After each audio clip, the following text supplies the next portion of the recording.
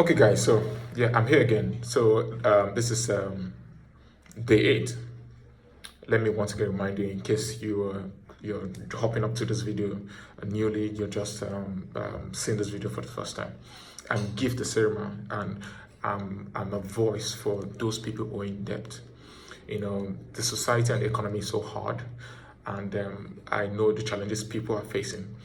I'm saying this exceptional for those people that didn't get into this position intentionally. There are most people that are, they just intentionally want to defraud people. They want to collect money from people and all of that and all of that.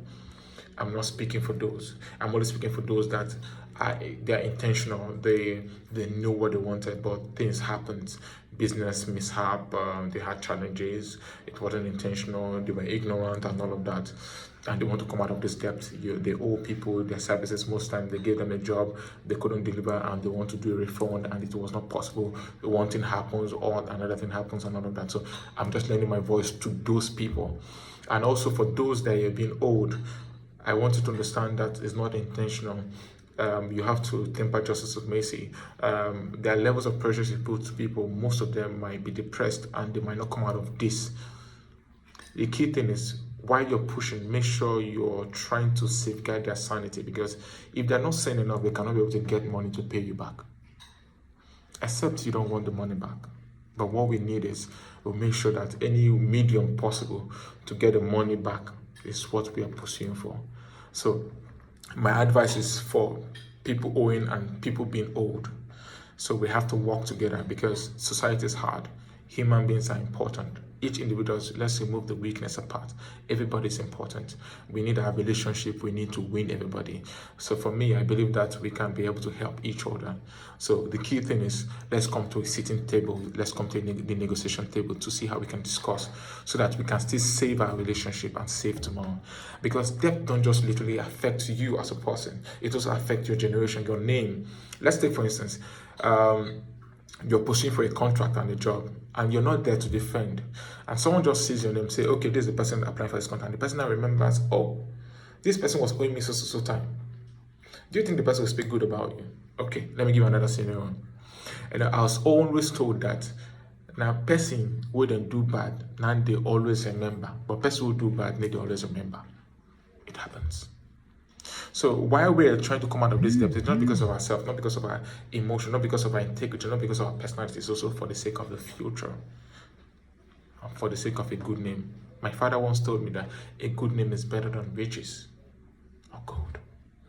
So let's hop up to today's challenge. Today's challenge, that's this day 8. It says, budget like a Nigerian. Now we can literally know that the economy is not stable. Things are going high. Everything is becoming so expensive. There's pressure everywhere and no money. Things you can literally do and get so much funds. It doesn't happen like that. Now, what I did, first of all, I take note of this is what I did. I had a table that I designed. I designed a table. What would give me money daily? What will give me money weekly? What will give me money monthly? And what will give me money quarterly? For that thing that gives me money daily, it has to be something that gives little income. No matter how big it is, it must be bringing something. It might be 2 times a week, or at least daily or weekly. Now, it doesn't matter the amount. It has to be small thing. It can be running errands for people. You might be just responding messages for people. So because you have to have diverse source of income. You understand?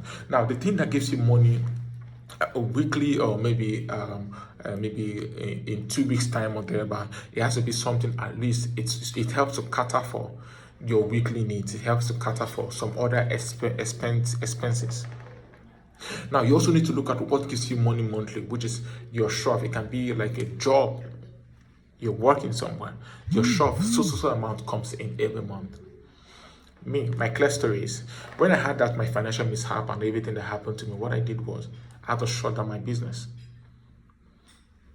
I shut down my business because I lost my house, lost everything I had. All right, so what I did was, I had to shut down my business. Shut down everything I was doing. I had to go and get a job. But I was intentional in the kind of job I was getting, because I had to make sure that the kind of work I have to get should be something that can give me high ends. at the end of the month, or maybe revenue generation can come in from the higher revenue generation.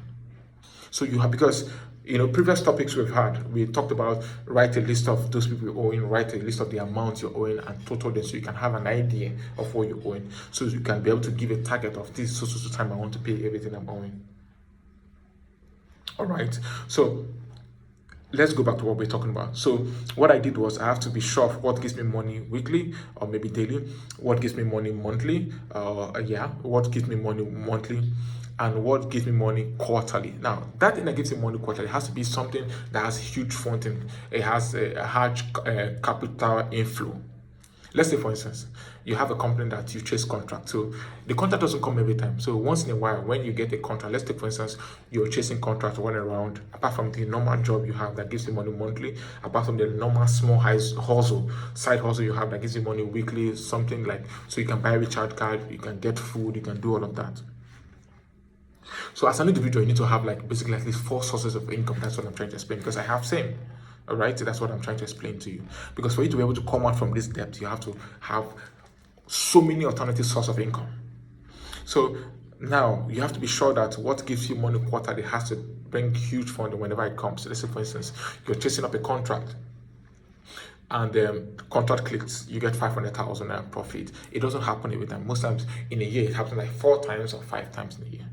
But that's why you have to make sure that you need to have something that gives you money weekly or daily, a little source. For me, I'm into business registration. So once in a while, every week, I get one client that will give me a business registration to do. I also work in a job where at least every month I have a salary that I earn. I also have a company, not only just a company. I'm into sales, I work with a real estate company. So once in a while, it happens maybe 3 times in a year, maybe 4 times or 5 times in a year. At least I make good sales, at least sales that helps me bring huge funding, capital funding. To some, it might be that you chase contract. Like, let's say, for instance, you're an electrical engineer. Apart from working, you also do electrical engineering as side hustle. So what you do, you go to apply for houses that can give you contract. So if seldomly it happens, when it happens, at least you have huge capital funding that you can divide.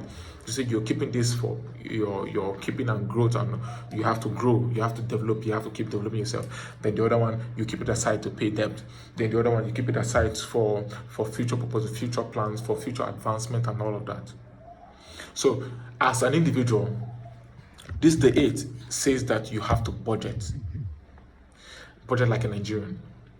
So you have to make sure you have flexible budgeting with irregular income. You have to be flexible with your budgeting, like learn to save. You have to learn to save. Either you do a contribution. For me, this medium of income now, so I have where I can save from. I have a contribution where I'm doing contribution. I have the one I keep in the bank. You have to keep a safe part in the bank, like you can lock it in any of this app, any app that you're sure that's genuine, not loan app, any mini microfinance bank app that you can save money from, so that it can help you to be saving for the huge part of the debt you're owing. Let's say, for instance, you have, we're still going to talk about these things. So you have debts, like I said, when you write the list of the debts you're owing, you have the ones that are just within 10,000 or small. You have the ones that are, let's say you have a debt of 500,000. So these contributions and saving helps you to save for those kind of debt, and also helps you to save for development and future advancement. Because while you're paying debt, you also need to be growing as a person. You have to think of self, because if there's no self, you cannot be able to settle.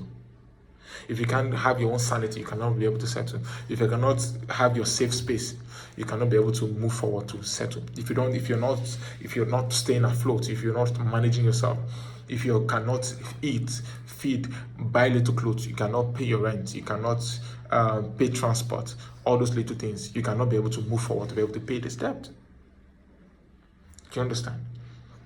So this day 8, you have to budget like a Nigerian. So what you need to do is write a list of your expenses, what goes out and what comes in. Make sure you reduce your expenses to the barest minimum.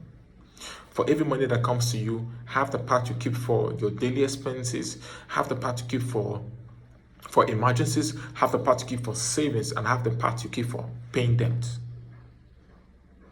Do you understand? Because in all you do, make sure you're staying afloat. Because if you sink, you cannot pay the person and also you cannot move forward. Do you understand? So, as our culture, whatever we do, we try to also give a Bible quotation attached there. So let's read this Bible quotation. I'm also a Christian, so yeah, there's nothing we do that we don't put God first. So let's read this Bible quotation. We're reading from Luke chapter 16, verse 11. It says, "If therefore ye have not been faithful in unrighteous mammon, we will commit to your trust the true riches." If you're not been faithful in the little you have, who will commit to you true riches? Who will give you? Even God also looked at, we have the parable of the talent where they gave this one, they gave this one 3, they gave this one 5. Now the one they gave, the one person they gave 1 had to bury it to say he knows this person is this, he knows this is it. So he did not multiply. Every other person multiplied theirs. So if you don't make good use of the little you've been given, how would you get more? So remember, you have to think of yourself, your future, then the debt you're owing. You understand? So whatever you do, think of yourself, your future moving forward, and also the debt. Because if you're not mentally stable, if you're not okay, and you're not moving forward, because while you're moving forward, you're advancing in your career, in your business, you're growing your business, all of that. You cannot have, if you're not moving forward, you cannot have more connect, more contact, more funding to be able to pay off and clear for all the debt. Do you understand? So there has to be a balance. And you have to do it smartly. Remember, don't forget you also have to be reaching out to the people you're owing. I told you, what I did was I had to create a WhatsApp group where I reach out to them every time. And also, the mistakes I made while I was trying to handle my own debt was I refused taking calls. The reason I had a weakness, the weakness was I was scared of talking to people. I was scared of preaching out to people. I was scared of hearing what people will say about me. I was scared of listening to their ginger. Don't worry, take their calls. Listen to their ranting. Listen to all they say. What they want to just hear. What they want to be sure is you're not running away, and also that you're honest. Remember, we have other previous conversation that said be honest. So you have to be honest enough to talk to them, to appeal to them. Whatever they want to say, just appeal to them, apologize, and promise them that you're on it. Tell them this is what you're doing, this is what you're doing, this is what you're doing. And also, most of them will understand. And the ones that does not want to understand, you find a way to handle that. But as we keep going, you're going to understand all those things. So today's challenge is budget like a Nigerian. Know the economy is not stable, so create diverse source of income. You need to have, as an individual, you need to have 4 sources of income. Now, this income can be tied to your skill. The income can be tied to your passion. The income can be tied to your handwork. The income can be tied to your strength. All right? So you have to use all you've got to generate revenue for yourself. For me, what I did was, I'm a speaker. I have a skill of registering people's businesses. I also know how to write. I work in the company. I'm also a salesperson. I know how to talk to market and to discuss about business, to sell whatever product I want to sell. So these are the basic things I use to create my own wealth for myself so that I can be able to pay my debts. Debt is not good. The sweetest thing you can have is to settle your debt completely. It gives you peace of mind. So once again, today I want you to remember that you have to budget like a Nigerian. Plan diverse source of income. I've also given an explanation. You need to know what gives you money weekly, what gives you money at least daily, what gives you money monthly, what gives you money quarterly.